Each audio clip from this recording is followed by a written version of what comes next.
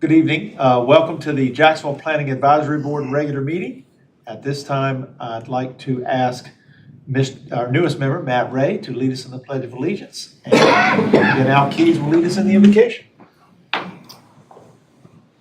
pledge allegiance to the flag of the United States of America and to the republic for which it stands, one nation, under God, indivisible, with liberty and justice for all.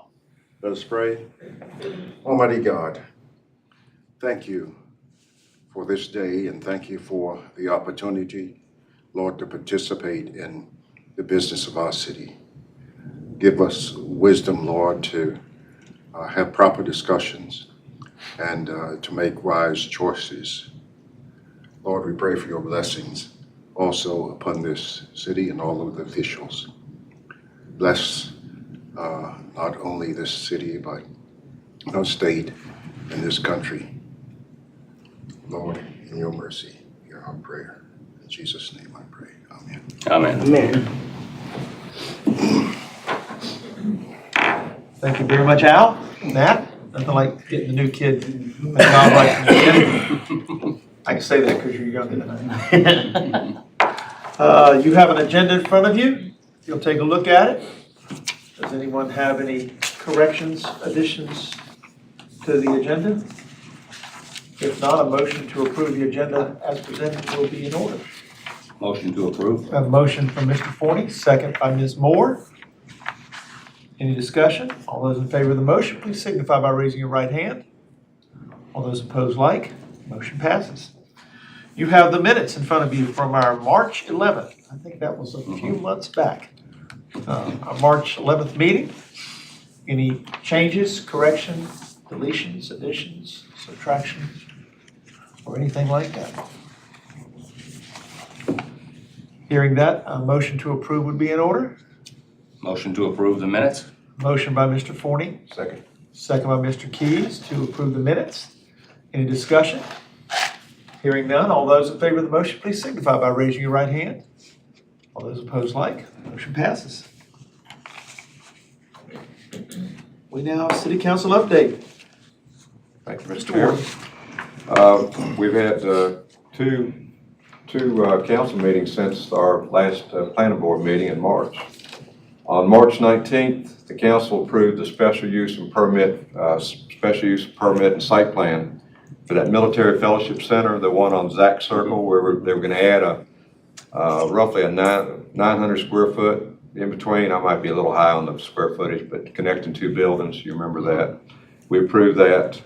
And then there was a rezoning on Commerce Road, almost where it intersected with Western Boulevard, and it backed up to University Plaza housing area back in that area there. We approved that rezoning from O&I to corridor commercial as y'all planned, as y'all approved. And we also had a second workshop, and we discussed that contractors' offices within the commercial zone, and I think we got that pretty much worked out. You feel like we've about got it all worked out? Yes, sir. You will see that next Tuesday night for public hearing. For final approval. Okay. I don't remember exactly, but I think some of y'all's concerns, some of ours were somewhat the same. Do we need a screen or not? Obviously, we need a buffer, but do we need to screen it? And I think we decided that fence, and we'll try to use some natural screening where it's possible, and try not to make the businesses in town have to spend too much money trying to put up some sort of a fence that's liable to get blown down during a hurricane anyway. So I think we finally reached some sort of consensus and somewhat along the same lines y'all did. So you won't see a big change there, I'm sure. That's all, Mr. Chairman. Thank you very much. Mr. Chairman, just one other item, and this is my fault because I didn't make this clear enough. The applicant on that rezoning actually amended it to corridor commercial conditional use and basically reduced the number of uses. I apologize for not having that. That was a change. You're right, he did, and I forgot that. But basically all he did was just narrowed it down. There were some concerns from one of the people that back up to him. They were concerned about a convenience type store or something there. There's no old business. Before we do new business, Ryan, I'm gonna let you introduce our new member. Thank you, Mr. Chairman. We would like to welcome Matt Ray. He is our newest planning board member. He is from the Environmental and Appearance Representative. So he serves on 2 boards, the Environmental and Appearance, and he's the liaison from that board. Excuse me, that board to this board, full voting member. And he's been around for quite a while, and he's got a background in real estate and development. So I think he will bring a good background for discussions like we're getting ready to have tonight in moving forward. And we're glad to have you, Matt. Thank you. Glad to be here. You want to tell us a little about you? I know a little about you, but go ahead and tell us. Matt Ray, born and raised in Jacksonville. Was only away for 5 years of college and back here. My family has had a real estate management and development company here for 33 plus years now. I run Ray Properties and ABA Rental Properties, and I'm delighted to be on this board. Glad to have you. Okay, now it's time. New business, workshop discussion item. Who's up? That would be me, Mr. Chairman. So tonight, as the board may recall, back in January, we had a very in-depth discussion for proposed text amendment. We hope to have a similar dialogue with you this evening as we begin to bring forth a unified development ordinance text amendment as it relates to exterior lighting and the correction of non-conforming site features as it relates to the lighting. As we told you all back in January, anytime we have issues, staff looks at it, we evaluate, we determine is an ordinance amendment needed, the impacts that it has, the impacts that it would have with changes, or it may be to lessen the impacts. With this particular agenda item, we actually had conversations with representatives from both Duke Energy and Jones Onslow EMC because they are the provider of most of the lighting for sites. They are done, lighting is also done by private individuals such as electricians, but Duke was involved with our code that went into the Unified Development Ordinance back in 2014. So we reached back out to them, and we also asked Jones Onslow to weigh in on it. So this has been vetted by both groups, the discussion we're about to have with you tonight. And staff has decided that we think an amendment is needed. So that is why we're bringing this for you to discuss tonight. We have drafted an amendment. You'll see that in attachment A. But just like our discussion with the contractor's office, this is kind of staff's first attempt, and we want to talk about it and get your feedback. And we're going to do the same thing with city council like we did with the contractor's office, because this particular ordinance, because the contractor office may be kind of limited to just a certain scope, this lighting has the potential to impact every single commercial development in town. And that's one of the reasons why we're bringing this forward. So back in July of 2014, we put our ordinance into effect, and we've been applying it since that time. And with new developments, it's pretty easy per se to meet the standards. But as you can imagine, now that we've had the LED lights have really become more economical in terms of a cost and a cost savings, that we've got a lot of people that want to convert over to the LED. So if you've got a 30-year-old site and you have all the existing wires run under the ground and your existing light poles and bases, prior to 2014, the city of Jacksonville did not have any standards. And now all of a sudden they've got to try to comply with our current codes. So we really didn't have a mechanism other than to apply the code. So we're going to talk tonight about changes for everybody, changes to existing that want to retrofit, and when that requirement comes into play.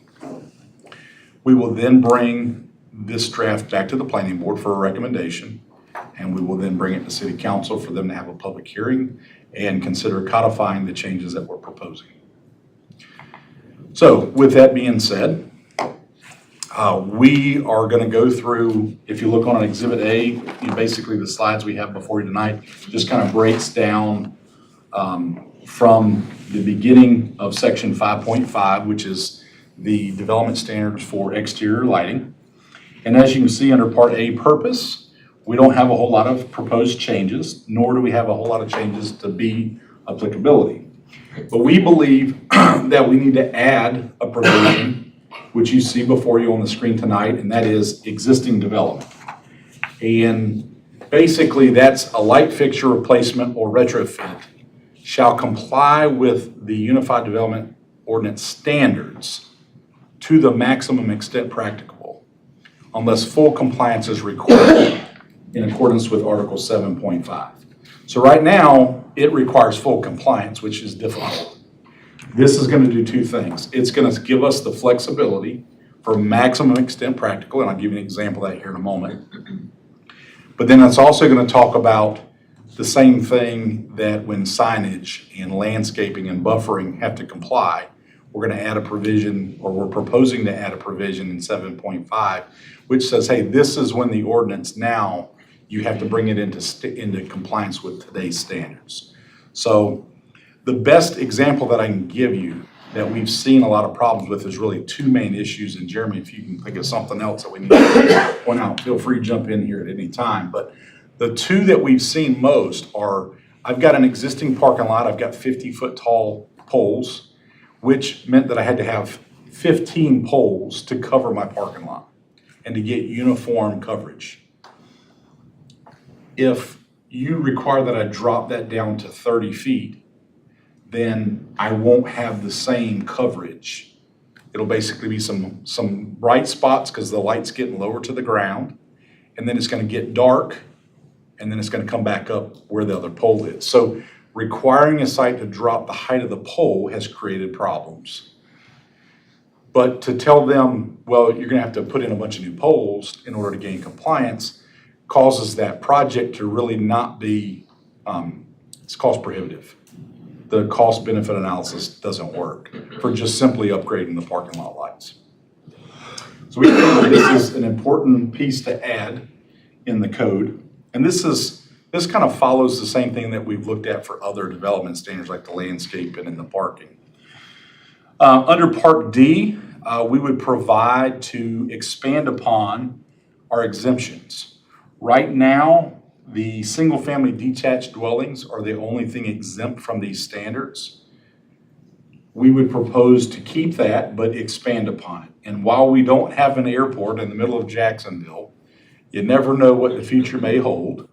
So we want to make sure that we cover all of the standards that need to be here. So the first one, basically airport runway, aviation safety lights, so cell phone towers, things of that nature would be exempt from the lighting standards.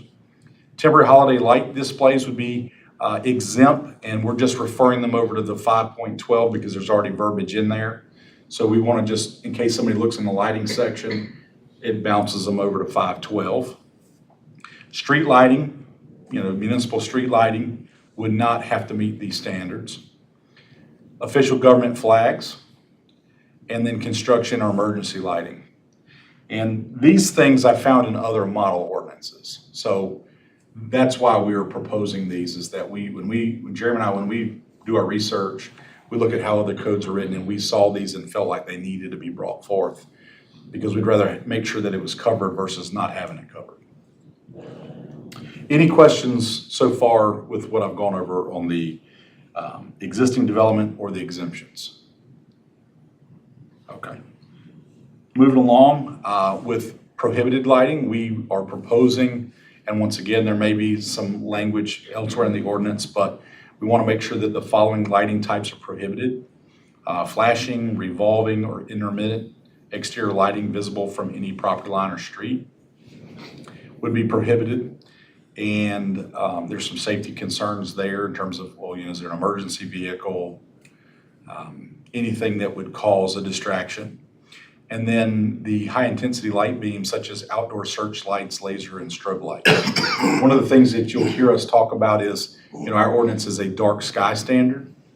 And we're going to kind of further that along tonight with our proposal that really talks about the bug, the B-U-G, U being uplighting. And because of the military mission, we want to make sure that our skies stay dark. protect that mission and also to eliminate light pollution. So along with that, we don't want to have searchlights. I remember there used to be like a video store here that would have the lights shining all up in the air, and that could be a problem for our military aviators. So we want to make sure that that is identified as a prohibition. And those are the two prohibitions that we have. Like I said, if there's any questions or if you have any thoughts, if there's something we haven't thought of or you have concerns, before we get to the next slide, let's go ahead and talk about that along the way if you want to. That way we don't forget anything. Where does a flashing billboard fit into this? Does it? By definition, it's allowed to change every 8 seconds. So that would not be considered flashing as long as it changes just once. But a billboard that basically goes from like dark to really bright to dark to really bright. Every 8 seconds, it would not be considered flashing. Okay. Now, if it changed every 3 seconds, that would mean flashing and it would be prohibited. But that's, like I said, that's also in the sign ordinance as well. Any other thoughts, comments? When you're talking about flashing and intermitting, is this only on property? It would not affect moving vehicles? This would be, well, yes and no. The reason why I say that is if somebody sets up a vehicle and its sole intent purpose is to draw attention to a business and they do it every night or once a week, I think that you could argue that they're doing something that is prohibited. Even if it's a motor vehicle. I mean, it's similar to signage. You can't have a vehicle that's set up to serve itself as a sign. Because I've seen that in some places. It's kind of weird because it's when you're a distance away, you think maybe there's an accident up there or something. It's kind of weird, and you get up there and it's a used car lot. Okay.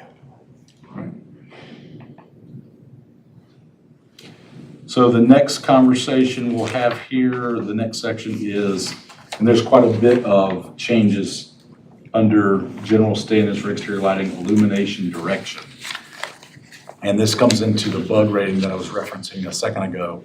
A standard with that uplighting standard, we want to make sure that light fixture has a rating of 0.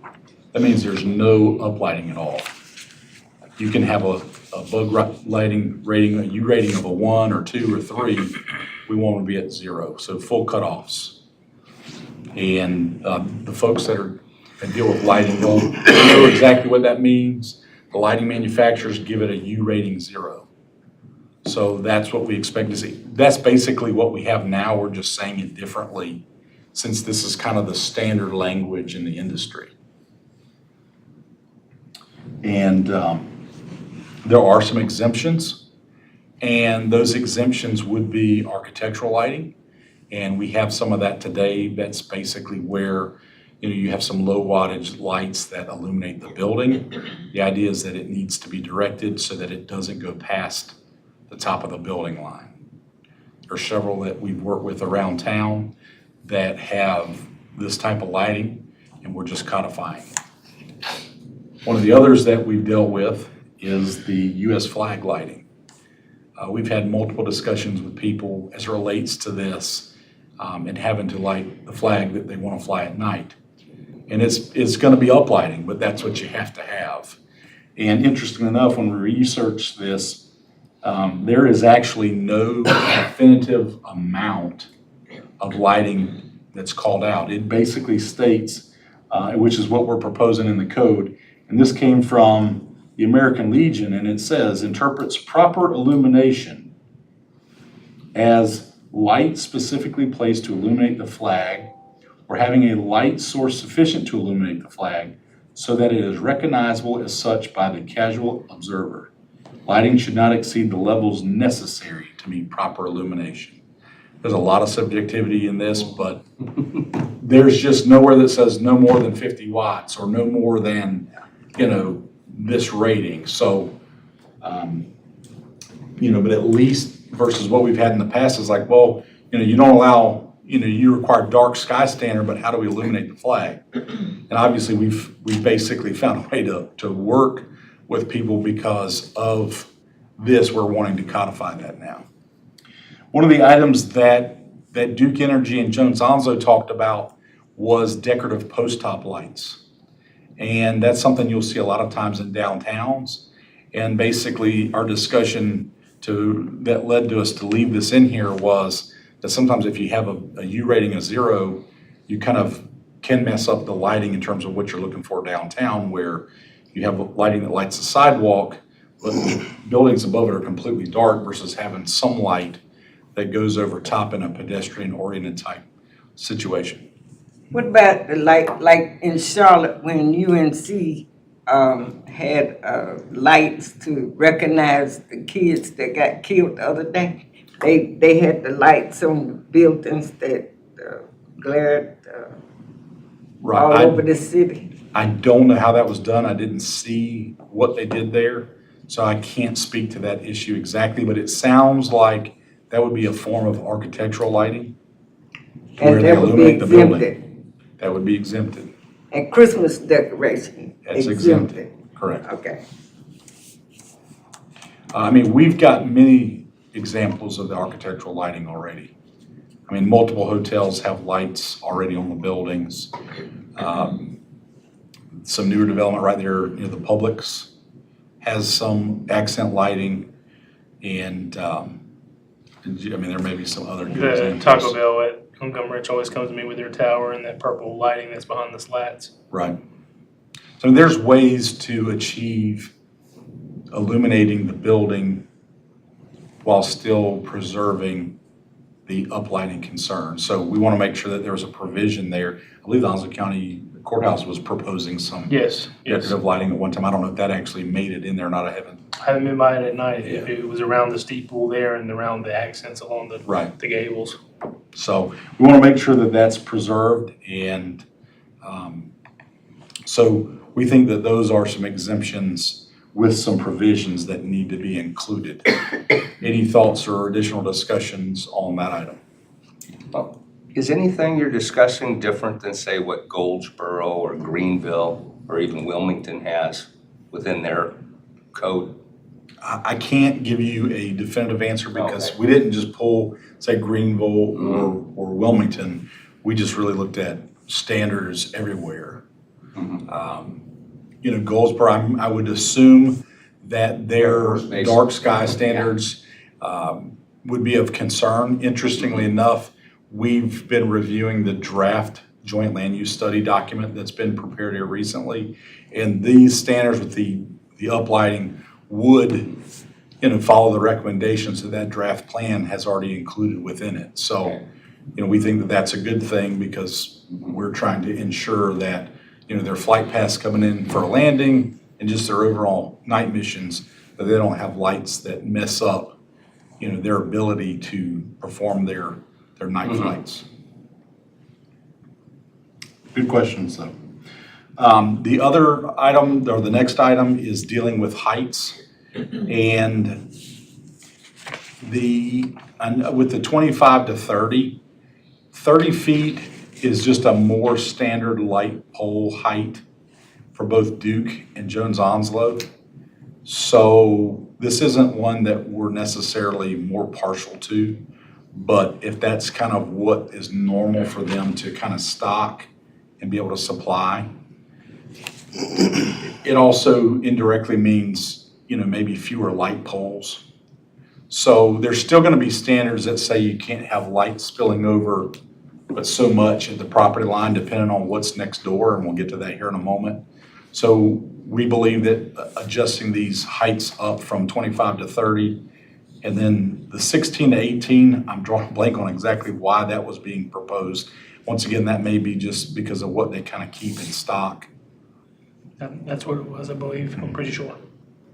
So we think that these changes, it's actually, in this particular case, either way on this one, we're getting more lenient, not more strict. So it opens the door versus closes the door. And I'm sure that's because if I wanted Progress Energy to put in a light at my place, what they have in stock, you know, because you can contract for a light and then you pay it with your normal bill. Right. And that's their standard.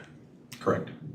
And I think the other thing that this does is basically it's 16 to 18 feet for all residential zones. So if you had a daycare or a church in a residential zone, the downtown residential and the downtown business zones. And then all other zoning districts, it would go from 25 to 30. So right now, there may be a few more that have to have the 16-foot standard. And we're basically saying kind of residential and downtown, the lower lights, and everywhere else can go to the 30s. All right, so the next item deals with the illumination table and the maximum foot candles at a property line. And basically, we've had situations where a developer, business owner, whatever it may be, owns 2 lots of land. And basically, they would have to bring their lighting levels down at the property line and then come back up. And that really wasn't our intent. The idea was that if you have property, I have property next to Jeremy's, and Jeremy's is an office and I'm a retail establishment, that I don't pollute light and illuminate his site, so it causes a standard to come down to 2.5 at the property line.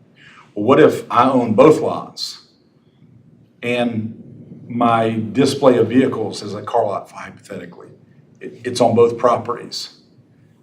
That property line standard would not apply because it's owned or leased by the same entity. So basically, we're trying to protect the businesses and the neighbors, not a business from themselves. So we think that it's necessary to write in specific language to make it clear that we can allow, we can let them be higher at their joint property line versus having to go through an official process, which sometimes is difficult or impossible for their own reasons to eliminate the lot lines. If they lease it or if they have a mortgage on one and not on the other, the bank, the lending won't allow the 2 lots to be blended, or if they're financed by 2 different financial institutions. Even though they own both properties, they can't eliminate that lot line. So once again, we think that this relaxes the standard for those type of situations, and that's why we think it's a benefit. Once again, all of these things that we're giving you, for the most part, we have been dealing with occasionally, and we think that it's worth writing it in to make our development review process easier on everybody involved. And the other thing, we're just getting rid of the minimum illumination levels. Now, we want to make sure that you're not too much. We're not really getting into that you have to provide at least 0.2. Now, one could say, well, we don't want it to be dark. If we're worried about it being dark, then we need to keep this in here. But I think most businesses are going to apply the lighting standard that they feel they need for security reasons. So we're proposed to eliminate that. But that may be one item where the planning board or city council may say, well, we need to at least keep a minimum. So Why would it be removed? Just to free it up? pretty much. Most of the stuff, in my experience here, we don't want to go past the threshold, but very rarely do we have kind of minimum standards. But I'm just pointing that out that we propose to eliminate that, but that may not be something that, the board wants to do. City council may not want to do that.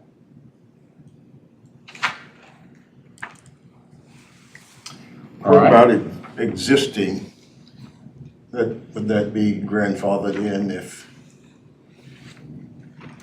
minimum lighting, if you took the minimum off?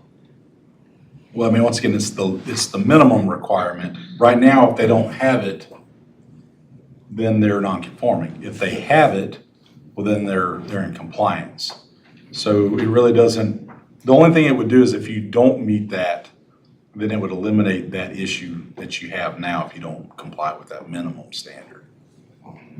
Okay.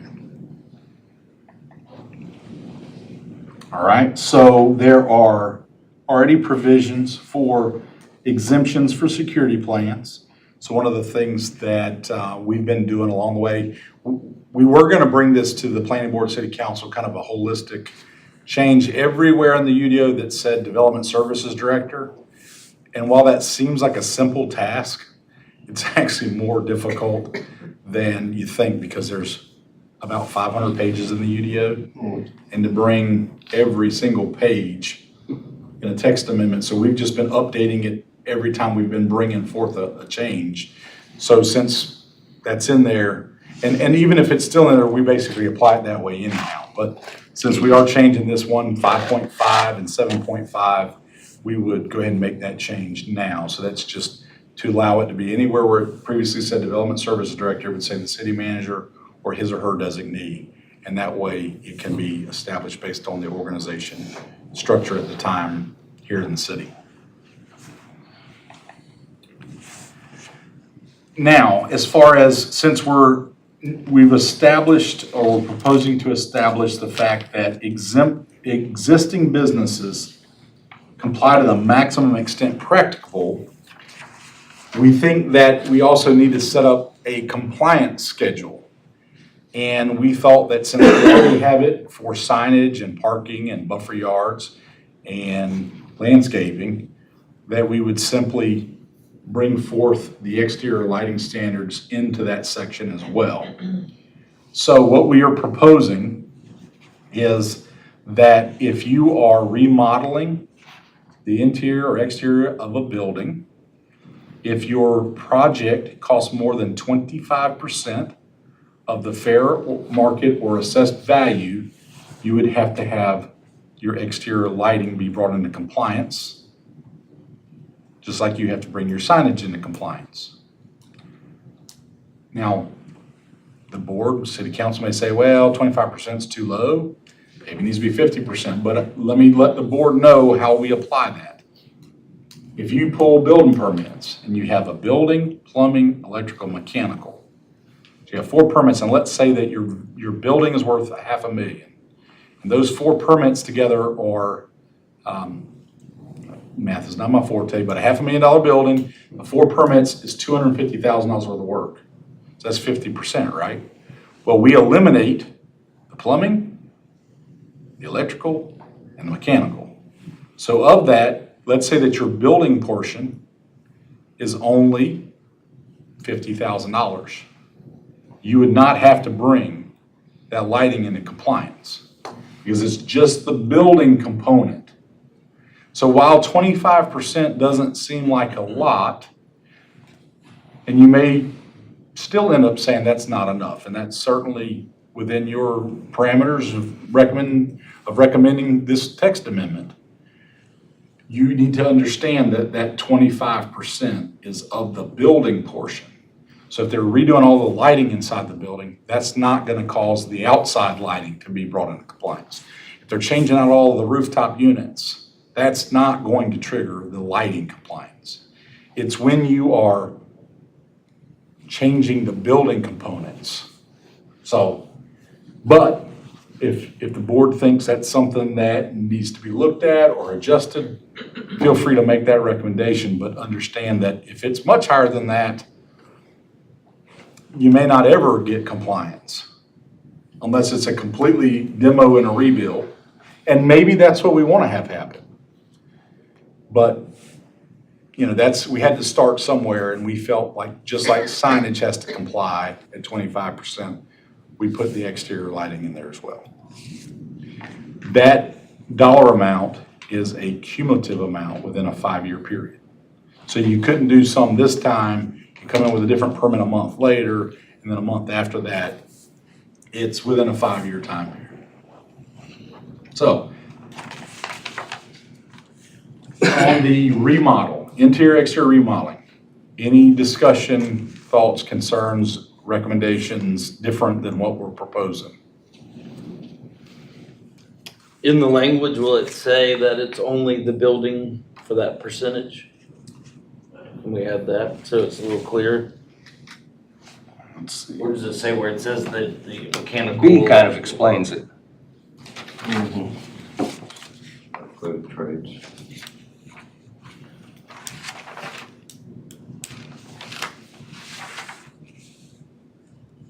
Yes, under B, 7.5B, on page 14, it says if a building permit, not including trade permits. Trade permits are your plumbing, electrical, mechanical, fuel piping. Gotcha. So that's in there. And that actually, that's a good point, Matt, but I believe we added that in a previous amendment to clarify that. We did, yeah, but we were already applying it, but we added it in the backer. Yes, so we reached out to, shortly after the UDO adoption, this came up. And Jeremy and I, we reached out to sister cities. And with this Unified Development Ordinance, the same group that created our document created Fayetteville's UDO and Currituck counties. And we always go in Rock Hill, South Carolina. Those are the first three places we look because the ordinance structure is identical. So we can go to their webpage and we can pull up their ordinance real quick and we can see, oh, look, they've added this, or hey, they've done away with this. So we looked at that piece and we reached out to both Fayetteville and Currituck County, and that's how they were applying it. And like Jeremy stated, that's how we began applying it. It's just the building, and we later on brought forth and codified that to make it clear. But that's a great point. All right, on the next piece, similar to what we just talked about, the ordinance says additions and expansions. To me, they're the same thing. So I'm not sure the and part, but with an expansion, I guess you could add a second You building. could have an expansion if you are an existing tenant space and you expand into the other tenant space. If it's a multi-tenant, so theoretically that could happen. Okay, good point. So, same thing, with an addition and expansion of a building or structure, the same 5-year period and the same 25%, and it's also applicable for the trades piece. There's just a section for additions and expansions, and there's a section for renovations, alterations. So, that being said, this is our proposal, and we think that it's a needed change. And we will bring forth these changes to City Council for them to consider and give us any additional guidance. And based on the feedback that we get from City Council and the feedback that you give us tonight and that you have given us, we will then bring back an amendment that the board would recommend, and we would then take it to City Council for a public hearing and possible adoption. Yes, sir. Question. Under the current standard, have there been problems or infractions that really cause problems? Yes, thank you. I meant to talk about that, so thank you very much for bringing that up. Let me give you one of the most common. I gave you one of the common ones, but let me give you another one, is the height of the pole scenario. The other thing that we have seen is the light poles are, for lack of a better term, on the property line or very close to the property line. It's virtually impossible to meet the 2.5 foot candle standard if the pole is on the property line. So you can change out all your other light fixtures, but you can't change out these along the roadway. And as you can imagine, especially on a commercial application on Western Boulevard or Highway 17, where you've got all these existing lights that are on the property line, they can get it down to, the lowest possible light levels, but it's not going to be 2.5. So this would allow some provisions for those older light fixtures to be swapped out and replaced with these more efficient, more energy efficient models. And technically not comply with the code, but it gives us the ability to apply the code to the maximum extent practicable. And that's where your lighting designer would kind of go over those things with us and explain, well, we can't do this, but we can do that, and demonstrate that, that they've done as good as they can do given the existing parameters. Now, if it's going to go past that 25% for a renovation or a remodel, then they would have to comply at that point. And keep in mind, if you've got a 5-acre development site, the lighting on the inside of that site can be 50-foot candles. It's just around the perimeter at the property lines that we wanted to tail off to 2.5. So any poles along the perimeter, those are the ones where they've had problems and will continue to have problems until they completely renovate the site. So, Jeremy, can you think of any other examples that, have really caused us the most heartburn other than the pole height and then the property line issue? I mean, I think those are the two main ones that. And the one good example, but it's part of the, the reason there's exemption is, Jacksonville High School in the middle of a residential area with the lights on for the football games. Right. The periphery of the houses around there, I mean. Yeah, Glory Place get gets hold lit of up pretty. A party outside using somebody else's light. But that's an exemption and there's a reason for it. Right. Versus Walmart backing up to a residential area and having the same type of lights in their back stock truck area. So stadium That's an lighting exemption. is exempted. So that's a lot of, Yeah, but even they have certain Handle. regulations. For example, in here, it's like, 2 hours after the event's over, so you can't leave the lights on all night. Yeah. And I think 2 hours is more than generous. And there's also the glare control package where they put louvers to try to Direct the light. light and eliminate the spillage as much as possible. Yeah. But at Jackson High School, Yeah, Gloria Place, that's Her tough. Street, I mean, every one of the recreational facilities. And again, it comes down to somebody lifting the lights off, within a certain time after the event's over. And it doesn't take a whole lot. I know at Dixon, one of the problems we had is that, when we get these storms that come through and the lights turn on every which way, and we're lighting up the trailer park behind, and we've got places on the football field where you can't see. So somebody has to get up in a truck and readjust those lights, and I'm sure at Jacksonville, they'd rather use all their light on their field if they can. And every time they light something up that's not supposed to be lit, that's light they could be using to get rid of a shadow or a spot on their field. And I don't know if the school system has totally done it, but conversion to LED lights they can save tremendous. I remember at Dixon, we got approached by a change in lights because we basically were faced with a big price savings whenever. Yeah. But as they go out, they would try to replace them with something else. And one of the other things with the LED, the light, I can't remember the exact terminology they use, but basically the light footprint with the LEDs. Distance, they're still is working not on the that. same. Although they've done a real good job with the street lights. You take a look at the difference, and I've got one right on the property line. And the footprint of the light, I can't say you could ever tell was different, but it's a white, kind of like a fluorescent light bulb light, instead of having a little bit of a red tinge from the incandescent type that were there. And for sure, doesn't put off near the heat nor, is far more efficient. Any other questions, discussions? So do you think that you understand kind of what our thoughts are and no real objections that as we move forward to having a discussion with City Council? Right, I think you've done a good job of being proactive and trying to. And I think the contractors, when they have their new office spaces out about the area with the chain link fence, having those type of lights for security is a good thing. Way to tie those two together. Wasn't the intent, but hey.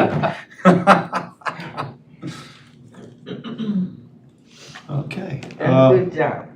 Time to move to reports. All right, well. I guess you get to speak again, Ryan. So, I was going to go with no report, but I would like to thank everybody for your service, and would also like to thank those that were able to attend last month for the board appreciation dinner. We had a really good event, and City Manager's Office, Carmen, and Rose and Pam and all those that are involved. They really do great job at putting that together for the boards and commissions every year.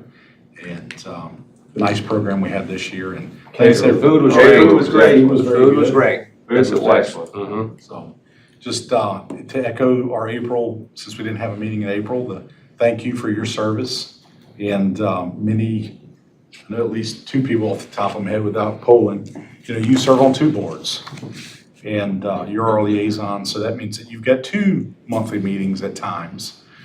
So we appreciate the time and the devotion that each and every one of you provide our citizens with, and the direction and input that you give staff. So thank you for your service, and that's all that I have, Chairman.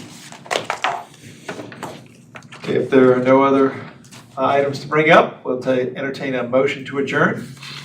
Move to adjourn. Motion by Thomasine Moore to adjourn, second by Steve. All those in favor, please signify by raising your right hand.